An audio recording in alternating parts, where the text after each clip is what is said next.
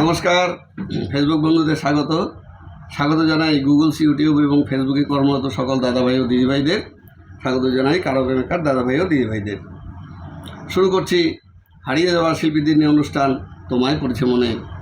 আজ যাকে খুব মনে পড়ছে তিনি সঙ্গীতের স্বর্ণযুগের একজন কিংবদন্তি শিল্পী, শ্রদ্ধেয় শ্রী হেমন্ত মুখোপাধ্যায়। আজ ওনার 106তম জন্মদিন।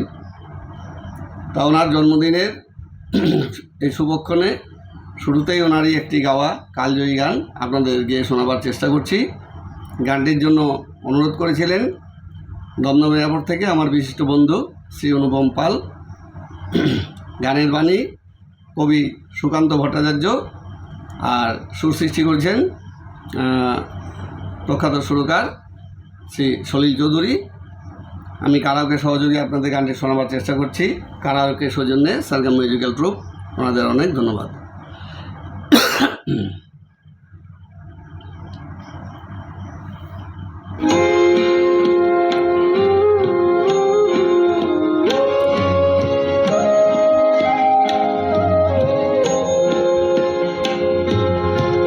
অবাক পৃথিবী অবাক করলে তুমি,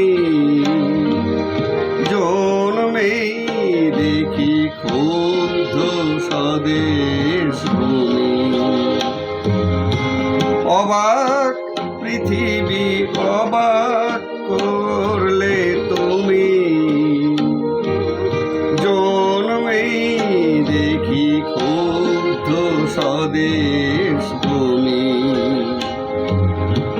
অবাক পৃথিবী আমরা যে পরাধীন, অবাক কি দ্রুত জমে ক্রোধ দিন দিন। অবাক পৃথিবী অবাক করলে আরো, দেখি এই দেশে অন্য নেই কারো। অবাক পৃথিবী অবাক করলে আরো, দেখি এই দেশে অন্য নেই কারো।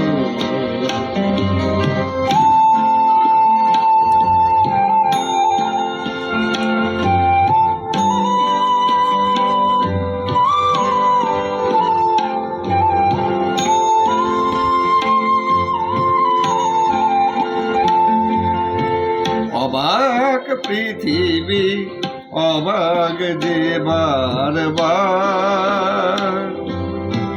দেখি এই দেশে মৃত্যুরই কারবার।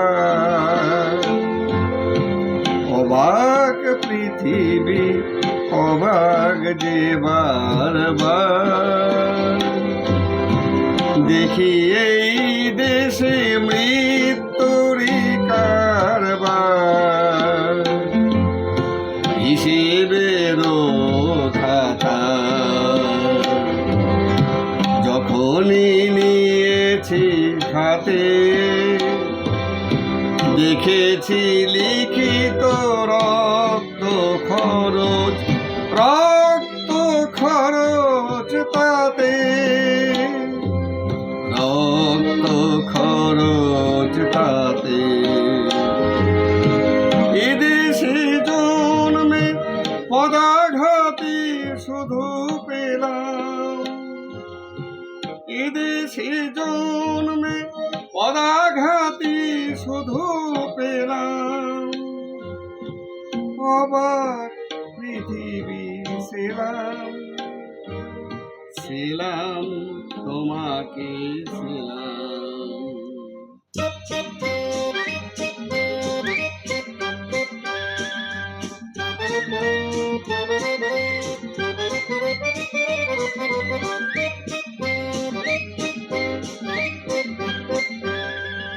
বিদ্রোহ আজ বিদ্রোহ চারিদিকে, বিদ্রোহ আজ বিদ্রোহ চারিদিকে, বিদ্রোহ আজ।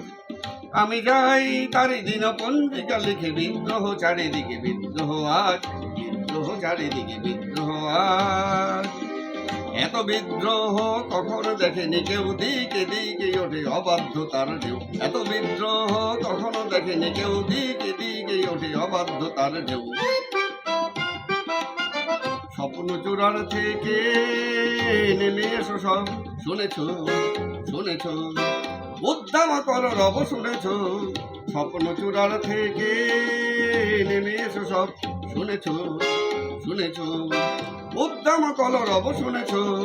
নয়া ইতিহাস লিখেছে ধর্মঘট, লিখেছে নয়া ইতিহাস লিখেছে ধর্মঘট। রক্তে রক্তে একা প্রচ্ছদ পট, প্রত্যহ যারা গীত আর পদানত। দেখো আজ তারা সবে গিয়ে সমুদ্রত, তাদের দলের পিছনে আমিও আছি, তাদের দলের পিছনে আমিও আছি। তাদের মধ্যে আমিও যে মরে বাঁচি, তাই তো চলেছে দিনপঞ্জিকা লিখে বিদ্রোহ আজ। বিপ্লব চারিদিকে বিদ্রোহ আজ, বিদ্রোহ চারিদিকে বিদ্রোহ আজ। আমি যাই তারি দিনপঞ্জিকা লিখে বিদ্রোহ চারিদিকে বিদ্রোহ আজ, বিদ্রোহ চারিদিকে বিদ্রোহ আজ।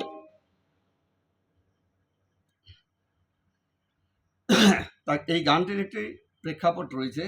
এই প্রেক্ষাপট সম্পর্কে আপনাদের একটু জানা দরকার যে বিদ্রোহী কবি সুকান্ত ভট্টাচার্য